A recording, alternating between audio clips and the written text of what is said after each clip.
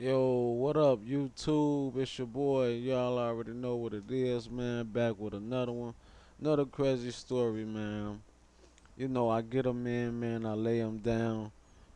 Hey, want to thank everybody, man. I'm still here, still in it, man. Still vibing. Rich and famous news is crazy. What the stories come. I got to get more active. I ain't going to lie to you. You see me more on your screen. Shout out to my jeweler. Y'all already know what it is. So we got this story. It said a wife poisoned her husband, man, after he was finna get $37 million. Why would a wife poison her husband if he finna get 37 million? Shit, my arms like her. I'm trying to figure it out. That's crazy. Shit, I say shit with a million. 37? But hope everybody had a good day. You know, man, relax. I'm here. It's 8 o'clock where I'm at, so we're gonna go dive into this crazy story, man. A evil wife. That goes for anybody who gets some money, man. Watch it, man. It's crazy, man. Watch it. Cause these motherfuckers is crazy, man. Crazy. And look, on the screen, look, it's an old lady. So you never know how this one go. I don't know either, by the way. I just came across. But let's get into this crazy shit.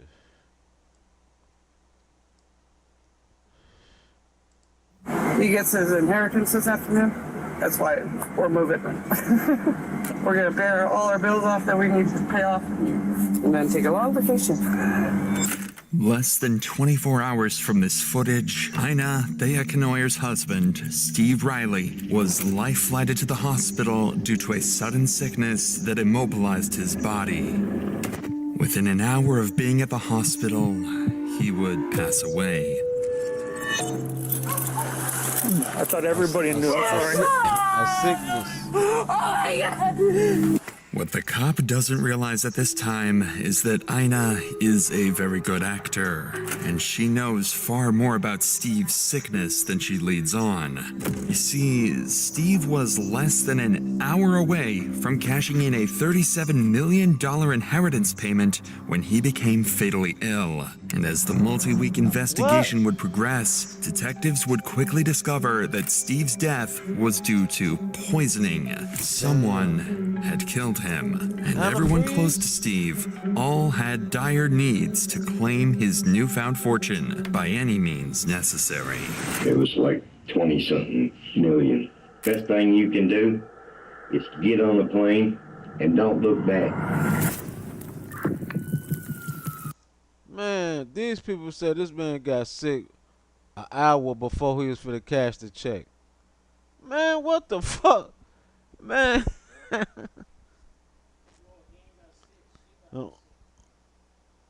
An hour before? That's crazy. Yeah, but yeah. That's crazy.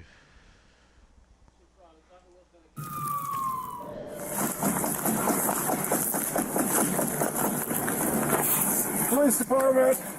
It's the police department. It's not Chad. This body cam was recorded the night before Steve Riley's death. Steve and Ina's drunken neighbor had been harassing them and other residents of the neighborhood, so Ina called 911 to de-escalate the situation. What makes this specific footage interesting is not the situation with their drunken neighbor, but rather what Ina would tell police after. Her $37 million inheritance fund that she's just hours away from cashing in. Sorry. You thought it was Chad? Yeah. Who was Chad on? Trying to kick in everybody's door. Who was he on here busted fighting? to my light. Look at the garbage can. Who was he fighting with out here? My fiance. He went for a walk. Cool down. Who's your fiance? Steve Riley. Steve Riley? Yeah. Okay. What's your name? I'm Ina. Okay. Is your fiance hurt at all? He got gash on his forehead.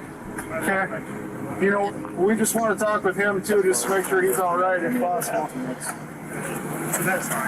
There's blood all the way over there. That's good. So what actually happened tonight? What were they fighting over? Chad was trying to kick in the door. Just for no reason, or just? Just drunk. He does that. Where do you think your fiance would have went, so we could just get his side of the story real quick? Oh, I don't know. So you got a phone on? No, we don't have a phone until this afternoon.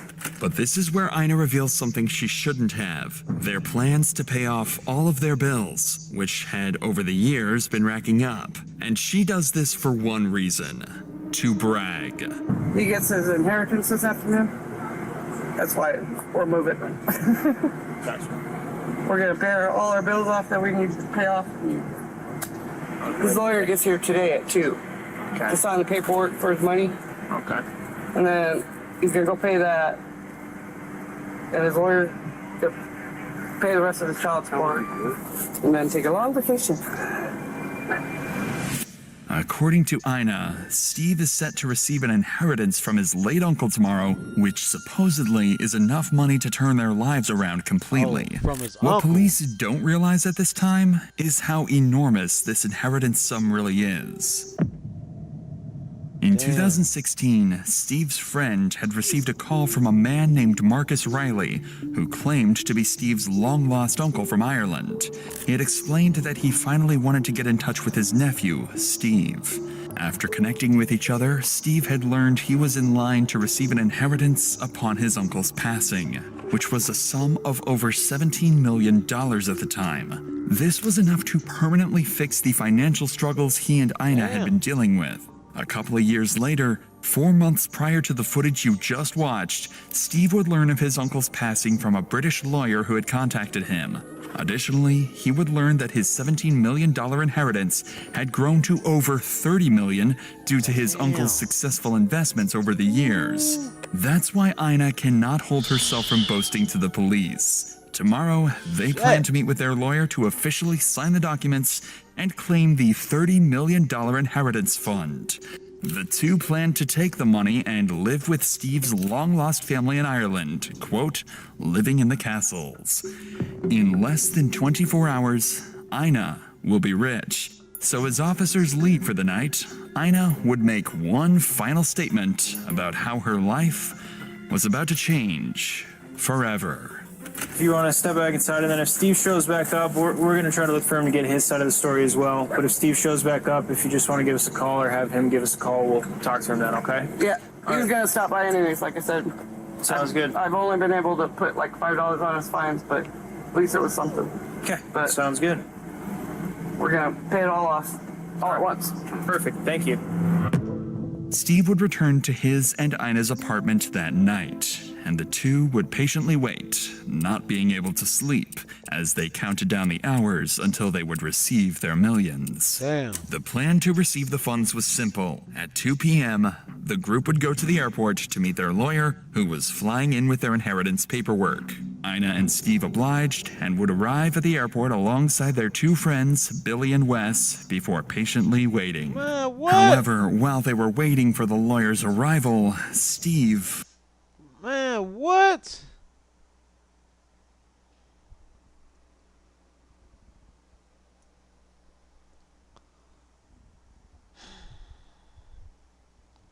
Oh, man. You taking 4 people with you? I'm sorry. 4 people? 4? Yeah. His heart was... That's tough. That's tough. Everybody had a plan in. I bet everybody looking at each other on the ride to the airport. who gonna get them first? Man, what? Let's go. would become extremely sick. He would claim feeling drunk, even throwing up in the airport bathrooms. His heart rate was rapidly increasing, and his condition worsened to the point where Wes decided to take him home to help him treat his sickness. Ina would wait at the airport for the lawyer to arrive. However, he would never show up. And after a couple of hours with no lawyer, no money, and a sick fiancé, she would return home as well. Everyone believed that Steve had suffered from a heat stroke as a result of working on his truck for hours that morning. But Steve's symptoms were far more fatal than the heat strokes he had received in the past, even experiencing fatal signs of kidney failure throughout the night. And in the morning, Steve would become completely unresponsive, forcing Ina to call 911. 911, What? Of your emergency? My husband's really sick. He got heat stroke yesterday, and now he's not waking up. And come on, wake up! What's the phone number Hey! you're calling from? I don't have a phone number. It's a phone that never got finished getting set up. Come on, babe.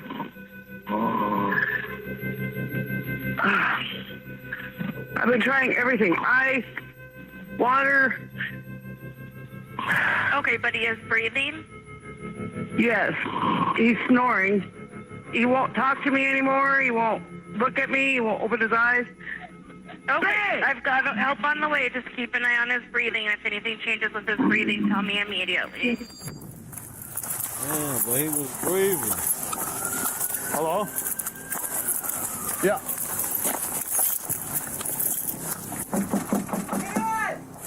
It's Officer Sullivan, Minot PD. Yeah, hang on. This shit crazy, y'all. Inside the home, officers would find Steve fully unresponsive, and they would drag him out of the house through piles of trash and filth. Quickly, he was rushed to the nearest hospital, but with his condition so poor, he would be flown to the St. Alexis Hospital to undergo more professional treatment. But before we get to that, I want to help you protect yourself and your family from something that can ruin your life: identity theft. Aura, the sponsor of today's video, helps protect you and your loved ones against exactly that. Yeah, Have you ever Aura, yeah, Googled that's- yourself, a family member, or a loved one? If so, Yeah, you've it probably works. been shocked by how much it information out. is out there. And this is not even mentioning what companies, data brokers, and scammers might know about Yeah, you. they use In that 2024, during the National Public Data Breach, got a it friend too, of mine's y'all, name so and check social it out. security number got Y'all leaked, need which could have allowed malicious people to open credit cards and take out loans in his name. Luckily, he caught it in time and could take precautions, but over 2.9 billion records were stolen in that data breach, and many of those people involved don't even realize their information is out there. Aura will help you take those precautions today by removing your personal information from data brokers and people search sites that can sell your info to identity thieves, scammers, and much more. I'm not leaving myself and my family vulnerable to data breaches and brokers, and if you don't want to either, you can go to www.aura.com/DrInsanity to try 2 weeks for free. Enough time for Aura to find out if any of your personal data is exposed. After Steve was flown to the hospital, Back to the story. Ina would explain to the officers that Steve had gotten a heat stroke, which caused his illness. The officers had no reason not to believe her story, so they would comfort her throughout the day as Steve was being treated. Unfortunately, Steve would never again regain consciousness. This is Billy Burkhead, Steve and Ina's neighbor, and he was with Steve and Ina the entire day of his sudden sickness, even working on the truck with Steve and traveling with them to the airport. Billy simply refused to believe that Steve's death was caused by heat stroke, especially since Steve seemed perfectly fine all day until they reached the airport. Instead, Billy suspected something far more sinister and wanted to share his theory with the detectives. So, the day after Steve's death, Billy would call officers back to apartment 912A to detail his side of the story. We think she poisoned him. Oh, I'm almost sure she poisoned him. So what's your plan right now? We're making sure nothing goes. Because you know when they go to jail, they die. I mean, People come and well, clean how out. long are you going to stay here? Damn. Stay here until the sun gets here. Oh. When's the sun supposed to get here? He's not dead. I told you. He, Stop! He's not. he's dead. And he was poisoned.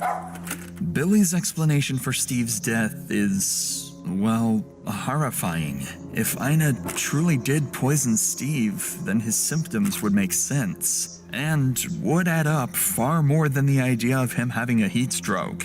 However, why would Ina want to poison her husband if they were about to live such a good life? Well, Billy seems to have the exact answer to that question. The other day, she threw all the stuff out in the yard. From his house? Yeah, and he come out and he was holding his head down. And then we're supposed to go up to the airport and meet this guy because he's supposed to get quite a bit of money. Come back, we had to help him out of the car, had to help him in the house. And everything was fine until he come home. And then the next morning, she's throwing all this stuff out. She was supposed to call the ambulance. She never called the ambulance. Damn. Billy thinks that Ina was secretly planning to split with Steve after the inheritance was received, even going so far as to throw his belongings out of the house after they returned from the airport. Even worse is that Ina lied about getting help for Steve after they returned from the airport, pretending to take him to get treated when in reality, they never left the house. Unfortunately, Ina overheard all of this talk and decided to give Billy a piece of her own mind. I'm taking off. I'm not with you. Hey, stay out here. Hey, stay out here. I need to take a picture. Picture of what? Guilty. Here, let's try. Oh, you can sit over here. Steve collapsed yesterday. Mm-hmm. Went to the hospital. I found out he was poisoned. How'd you find that out? Doctor told me. I'm just telling your son, don't ever stop after these people. They're nasty people. They're nasty. Ina coincidentally seemed to put the blame on the neighbors, calling them evil people. It's become more clear that Steve's death was far more sinister than officers had first expected. Officers now had a potential homicide case to investigate, but as they went to leave, one officer accidentally broke the news to Ina that her fiancé had passed away. I thought everybody knew. I'm sorry. Don't tell me anything. Oh my God! I guess his son is on his way here. Okay. Apparently his son is on the way here. So. Your son better put them on. Ina's reaction to her husband's passing is one of the strangest I've ever seen. She starts bawling her eyes out, then suddenly jumps right back to her normal self, as if she hadn't even heard the terrible news to begin with. It's becoming more and more clear that something is not adding up. Billy was not the only person to initially put the blame on Ina. In fact, he was only one of many who would come forward with their concerns. In fact, Billy's wife, Lynn, had stated that Ina had made horrifying statements in the past, alluding that if she was to ever kill her partner, she would poison him, using an antifreeze. To add to the pile of already incriminating information, Steve would be tested for ethylene glycol in his bloodstream, a key ingredient in antifreeze. To nobody's surprise, the results showed toxic levels of ethylene glycol in his system. This information would serve as the catalyst for initiating a formal homicide investigation into the death of Steve Riley. Following the commencement of the investigation, a series of intensive interrogations would be conducted with all parties connected to the incident, including Ina, to ultimately solve Steve's murder. However, before that, Ina would launch a plan of her own. It must have been made apparent to her that she was in hot water, as the day after this encounter with the police, she would call them back to apartment 912A to explain theories of her own. Hi. He came up. Okay, what's going on? I don't know. We've been He here. keeps trying to take Steve's truck. Where's the truck at? Get in the garage. Is this the paperwork on the thing? Or? No. This is property that Steve was buying. Oh. after his inheritance got here. I think he left it to his son, but I had to Google where to go to get his inheritance switched over to the people he left it to. I don't know. The day he was supposed to meet his lawyer, apparently, I thought it was heat stroke. Apparently he was poisoned. I'm finding out. With antifreeze. Alright. And I don't know how to get a hold of the guy in London with his inheritance. He should be here in town. He never showed up at the airport. So, trying to figure out why. Ina seems to conspire to the idea that Steve may have drank the antifreeze himself, or that someone may have poisoned him. However, despite all the suspicion being thrown her way, she can only stay on track for minutes before going back on tangents about her inheritance fund. It was clear at this point that somebody had poisoned Steve. The idea of this being self-inflicted was unlikely, as Steve had a life-changing amount of money waiting for him, and would have had to drink the antifreeze just hours before going to claim the cash. Sick. Clearly, Ina can be made out as the lead suspect due to the amount of fingers being pointed her way, but the other potential suspects should not be ruled out either. With this in mind, officers would bring their first suspect in for questioning, Rebecca. Rebecca was another neighbor of Ina and Steve's, who was very involved with the entire case so far, pitching her opinion to police whenever she could. Rebecca was brought in primarily to add to the pile of evidence to confront Ina with later, but as the interview would continue, strange red flags would arise from Rebecca's odd personality. You guys know my daughter? Yeah, how's she doing? Yesterday, God works in mysterious ways. She was arrested, released. She said this is the demons that are in her, the spirits that follow her, was able to change her butt cheeks. So maybe they'll stop following her now, she said. Yeah, well, hopefully she gets the help she needs. I pray she does. Starting off a homicide interview explaining how demons left your daughter's butt is an interesting way of proving your innocence. But the detective isn't here to judge, rather, to get to the bottom of Steve's death. So he'll ignore these strange remarks. Obviously, it sounds like you might know some things. I'm a nosy neighbor. That's good. I like it. Well, I know what cars belong, what cars don't, who lives in my neighborhood, who doesn't. Yeah. So yes. That's good. We're investigating Steve's passing just because it sounds like maybe there's something I suspicious about all what I happened. know, whatever Yeah. I know. How long have Steve and Ina lived there that you know of? Approximately 2 years. Okay. How was their relationship that you know? The first year was, Steve was looking great, doing great. The past year, I don't know if she suffers from mental illness at times, but her mental state went downhill the past year. Okay. When you lose weight, when you're not acting right, shady stuff going on, you're not working. Yes, he was. Okay. And it got worse the past couple months. Okay. It seems as though Steve's life wasn't as straightforward as initially thought, having drug issues, weight loss, and possibly depression. Whether or not Ina was a large contributor to these deteriorating issues is something they will soon learn, as this interview would become a pivotal piece of evidence, laying the groundwork to dismantle her defense entirely during the interrogation. And it got worse the past couple months. You think likely that being Probably. like whatever? Okay. Yes. What do you think she was using? Yeah. Okay. And alcohol use too. Okay. Yes. Both of them with Yes. alcohol? Okay.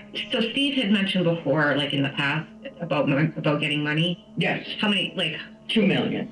The amount Steve had planned to receive was something he kept very secret, often lying to people like Rebecca on how much he was actually getting. As we'll soon find out, this number was much, much larger than 2 million. When was it? His uncle passed away, yes. First, he said he was going to leave it to Ina, and then they were fighting. And he was going around telling motherfuckers, man.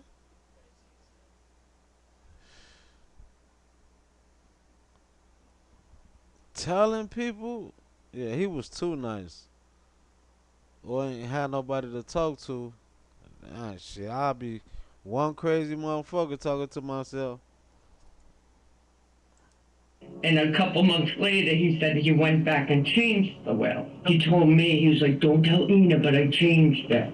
This statement from Rebecca would explain what Ina was talking about last time she spoke to police, and how she was trying to switch the will over from Steve's son to herself. Damn. If Ina discovered his plan, it would have given her a strong incentive to do whatever it took to change the will back in her favor, possibly by any means necessary. Because it started 5 months and he told me, yeah, I got a will, I'm leaving everything to Ina if something happens. And then it seemed like 2 months after that, he's like, yeah, you get nothing. Because she's a bitch, she said.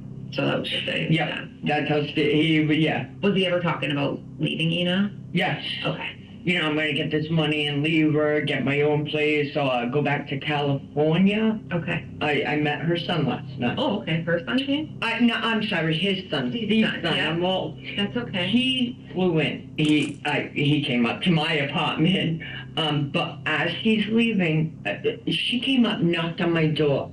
When he was up? Yeah, Okay. to get him. I think she was nervous. It was like she was pissed he was up there. And then she's like, I just want to let you know I found the will papers. So she said in front of you that she found will papers? Yes. Yep.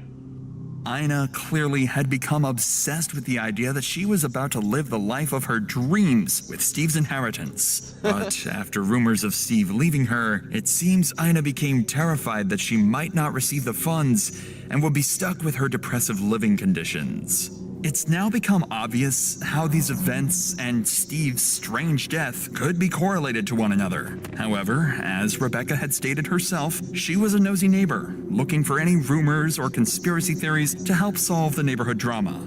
I've also cut out over 40 minutes of completely false information Rebecca gave to detectives, which certainly doesn't add to her authenticity. In order to further confirm the accuracy of these claims, 2 more reliable sources would be brought in the following day: Steve's son Ryan and Billy Burkhead. If anyone would be able to give proper insight into Steve's life, it would be these 2, as they were by far the closest people to Steve. We're assigned the case of your dad's passing. You're really the only next of kin that's maybe had a relationship with your dad, it sounds like? Yeah. Okay. Did he ever talk to you about Ina when you guys talked to him last year? Yeah. He was talking about how he was getting a large sum of money, and he kind of just wanted to leave her because she didn't really have a job and was like leeching off of him. Did Steve ever talk about leaving Ina? All the time. Okay. Every day. She talked about poisoning Steve Okay. and me because we're always together, and she didn't like that. And I don't know how much it was. It's supposed to be, it's way up there in the money. It was like 20-something million. Best thing you can do is to get on the plane and don't look back. Yeah. I said, that's the best thing you can do. Almost every piece of information the detectives receive leads straight to Ina as the killer. It also makes sense why Ina hated Billy and Steve's son so much, as they knew far more information than she would have liked about the inheritance and her schemes to obtain it. These interviews wouldn't last long, as detectives got all the information they needed from the 2 and could directly confront Ina with it. But before leaving, they would break disturbing news to Ryan, which would make this case even more of a terrible tragedy. So this inheritance now, I'm thinking that's the same thing we're thinking. Which, I mean, I don't, obviously don't know for sure, but by all accounts of looking at it, it looks like it's a scam. Looks like it's the letter has different fonts in it and things, and so, and the fact that your dad had gone there several times to meet with some lawyer, never showed up to the airport. That and all the emails that they tried to send. Man, what? They said out of all that time, that shit was a scam.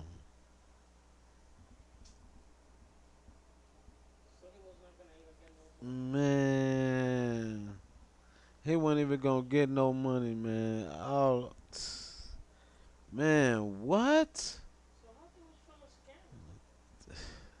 let's get back to it. Send back to the sender of those emails, it always came back undeliverable. The inheritance was a scam. Steve had lived for the past 7 years under the impression that if he just patiently waited, living through his terrible living conditions, he would come out with more money than he could dream of and finally enjoy life. Even worse was that this very scam that stagnated his life for years may have been the cause of his very own death. With such a pity of a case, detectives would go on to interview a handful of other suspects in order to get as much information as they possibly could to help break down Ina's defense. And after multiple days of interviews, the day finally came to confront Ina with everything they've gathered. But despite all this evidence against her, officers knew they would have a hard time prosecuting Ina without a confession or incriminating statements, and that's exactly what they were determined to get. Inside this cut-down 1.5-hour interview, you'll see some of the most clever interrogation tactics I've ever shown on this channel, slowly dismantling Ina's story until all she has left is a... Man, they said the man waited 7 years, man, for a scam. Man, what the fuck? How he didn't look into that? It's an incoherent string of lies. So, like I said, we had been just talking to everyone, like Billy, Wes, everybody, that kind of just knew Steve, just to get an idea of like what was going on in his life. So, you and Steve were in a relationship. Yep. Okay. How long had you guys been together? 13 years. Okay. Where did you guys meet? Homeless shelter. In buffet dinner. In North Dakota? Washington. In Washington, okay. The detectives would go on to get more information about Ina and Steve's early relationship, but it wouldn't last long before Ina would start conspiring against Billy and others she wanted to paint as suspects. And I begged him to, stay away from him. We've even gotten into fights. To stay away from Lynn? Billy and Lynn. Okay.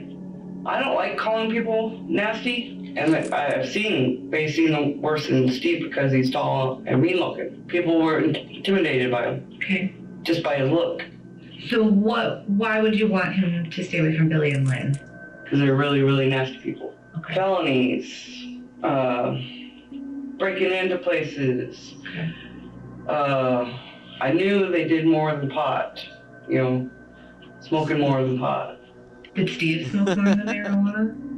No, he's allergic to marijuana. Okay. Me. Did he use other drugs? Not for the longest time. Was he using? No. Okay. So no. He didn't. After that, after he got the max the last time. Yep. He's like, screw this. Okay. I'm gonna just do what I want and want what I want. Okay. So that's when he started using? I think so. Okay.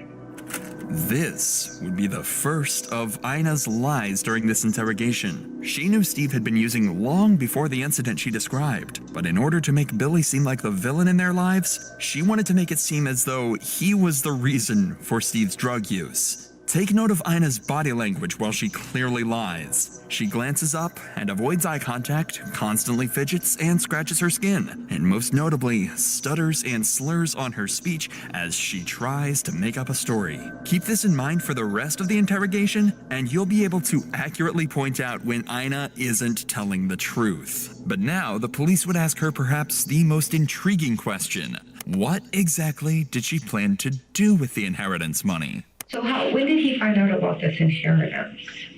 I want to say 4 months ago.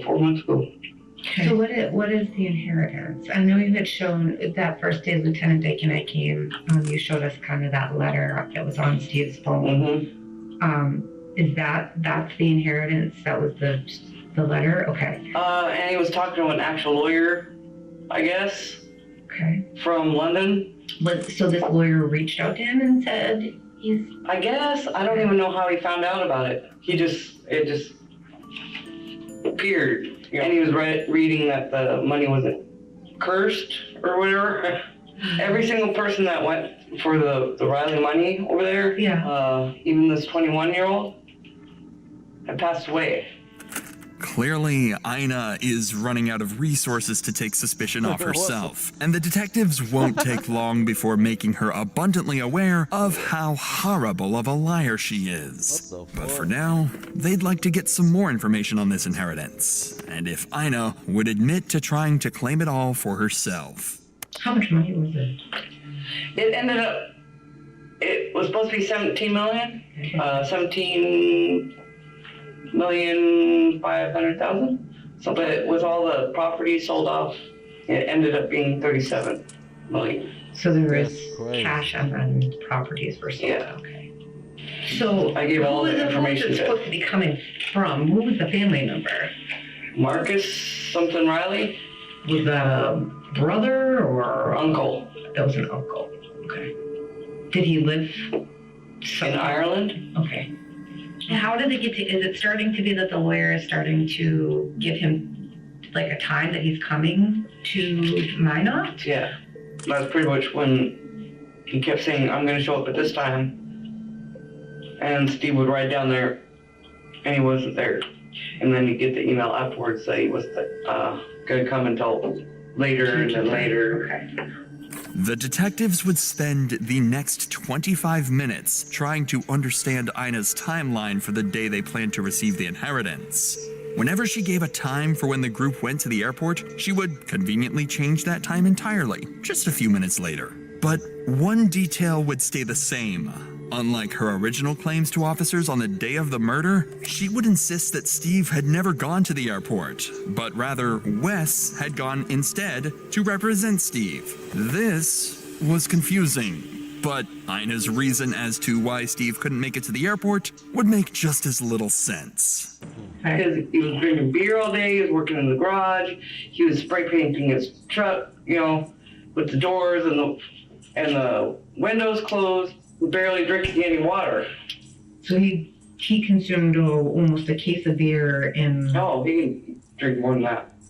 Pay attention to Ina here. She's carefully crafting a story to deflect suspicion, but the detectives came prepared. I've seen him drink a couple cases. But on that day... Yeah, it was a case of beer. From probably 6 or 7 in the morning until 2 in the afternoon, so 5 to 6 hours.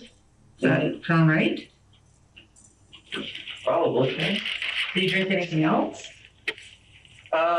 Just a glass of water and his tea. I made iced tea because he begged for iced tea. Steve had no traces of alcohol in his system the day of his death, proven by a blood test and toxicology. So detectives know, clearly, Ina is lying through her teeth. So I just have a lot of concerns here, okay, and I'm just going to be honest with you. You told the paramedics when they were there that morning or afternoon that he had been drinking till 5 in the morning, that he had been consuming alcohol. That's on body cam. Okay, you said he was drinking all day the day before and that he drank his last drink at 5 a.m. Okay, and now you're telling me tea. That's not what you say on this video, okay? I want to see this video. Okay, well, I'm not going to show you the body cam. I'm just telling you that that's what's on there. There's reports that Wes came to the house that morning and you said that Steve was at the walk-in clinic. He wasn't at the walk-in clinic. Steve didn't want to see Wes anymore. Okay, but Steve wasn't at the walk-in clinic. He was at the hospital. He wasn't at the hospital. He just left with the ambulance when Wes showed up there. That's not what's been reported to us. Wes was there prior to. Yeah, the timestamps prove that. I want a lawyer. Okay, that's fine. Realizing she's running out of options to defend herself, and with the detectives closing in, Ina resorts to something surprisingly clever as a last-ditch effort, asking for a lawyer. Am I being arrested? Nope, you're not being arrested. We're just talking. So, but if you want a lawyer, we can stop talking right now. That's fine. But I'm telling you the God honest truth. I don't know what happened. I wasn't there. I wish I was there. I wish I was with him every second of the day that day. I wish I watched every single, but I'm not his goddamn mom. You asked for a lawyer, Ina, so we're just going to end this now. Okay, I'm not going to talk anymore. All right? You guys are so unbelievable. Fucking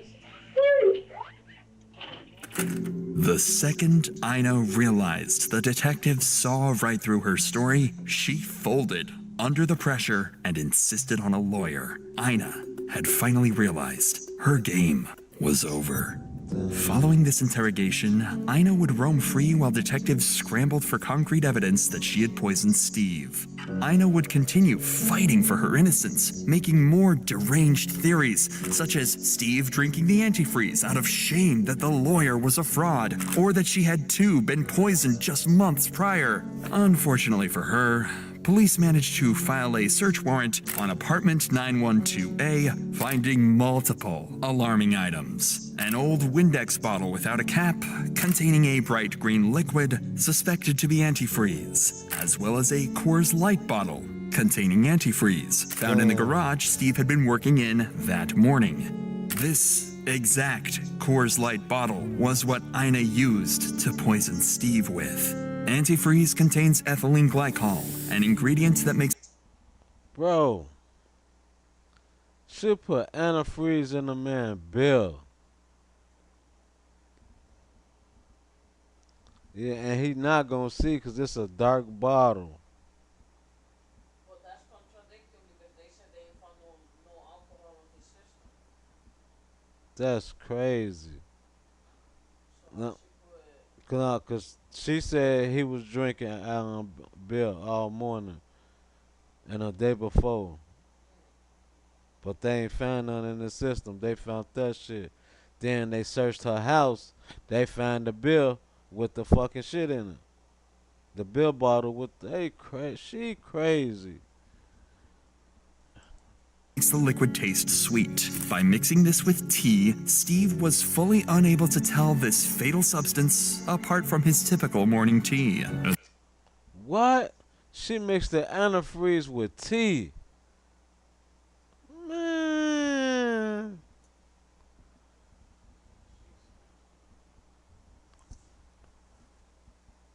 And put it, oh my, better yet, she made cause tea looked like, oh my god, she snapped.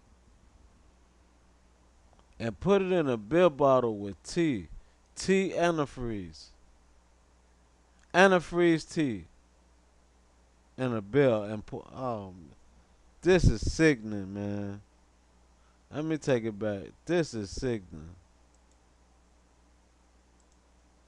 File a search warrant on apartment 912A, finding multiple alarming items. An old Windex bottle without a cap, containing a bright green liquid suspected to be antifreeze, as well as a Coors Light bottle containing antifreeze, found in the garage Steve had been working in that morning. This exact Coors Light bottle was what Ina used to poison Steve with. Antifreeze contains ethylene glycol, an ingredient that makes the liquid taste sweet. By mixing this with tea, Steve was fully unable to tell this fatal substance apart from his typical morning tea. Additionally, by hiding the liquids in the dark Coors Light bottle, Steve was unable to see the bright green color of this drink.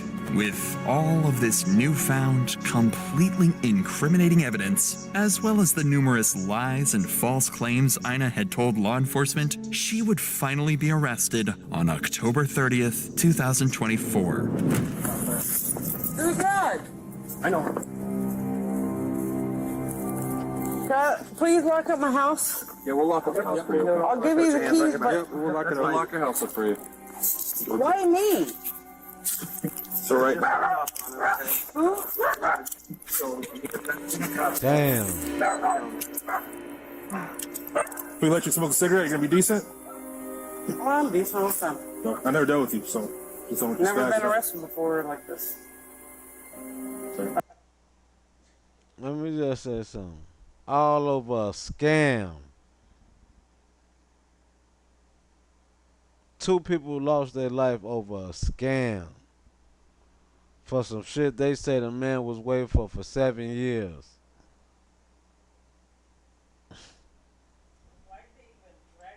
I've never done anything. I haven't done anything. It seems like I'm an easy scapegoat. Because all I am is an easy scapegoat. That's all I've ever been. If I was gonna kill him, I would have killed him the day he lied to me and I found out he was doing drugs. Yeah, this man grabbed you honestly don't fall, right? And I would have done it physically, not. Physically? Yeah. I'm a physical woman, not a. Nobody out here to watch the dogs? Just you? No friends or There's only anything? one here. You have any friends at work that would take them? We just don't want them to die in there, alright? Why? How long are you holding me? We don't know. So we'll have our officers grab the dogs. We'll put a hold on them, alright? 6 months following Ina's arrest, she would sit down in the courtroom for one final time, accepting a plea deal for the murder of Steve Riley. It had been a matter of principle for Ina throughout this entire investigation, staying true to her word no matter how delusional it sounded. But in this courtroom, Ina was left with no choice but to finally confess. Ina Thea Kenoyer was charged with murder, intentional, knowing, or with extreme indifference of an adult victim. She was sentenced to life in prison. Her first chance at probation will come in 2050.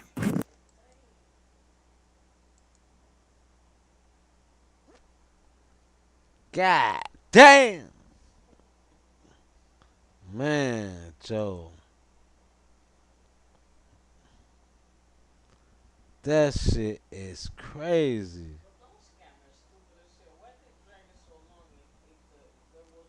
Man, Joe. She confessed. They was talking about a plea deal. All type of shit. She taking it and ain't even getting out. That's how tricky they is. Thinking, yeah, go and sign these papers. Go and sign these papers. You'll get out. You'll get out. You'll get out faster than you think. Man,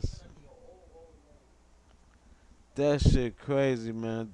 I think this was the craziest case. This was the craziest case. Oh God, I think this was. Bro, this is crazy, bro. I think they get scan. He waited for a scan for 7 years to get for 17 million. He was telling people, lying to people. Oh man, that shit. Man, YouTube. Hey, I'm disgusted with this one.